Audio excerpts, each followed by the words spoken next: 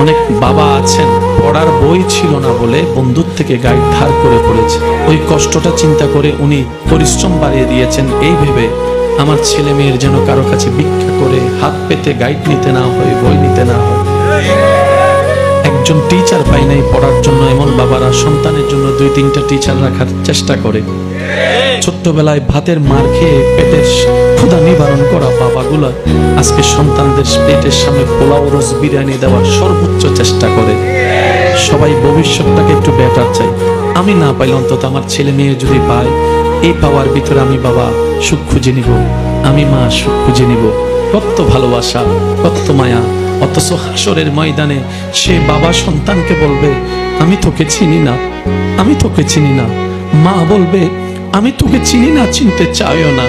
যখন বেসাহারা হয়ে ঘুরবো, আপনি আমি আপনরাই চোখ উল্টাই নিবে, তখন নবী রাহমাতুল লিল আলামিন ডাক দিয়ে বলবে উম্মত আমি তোকে চিনি, আমি তোকে চিনি।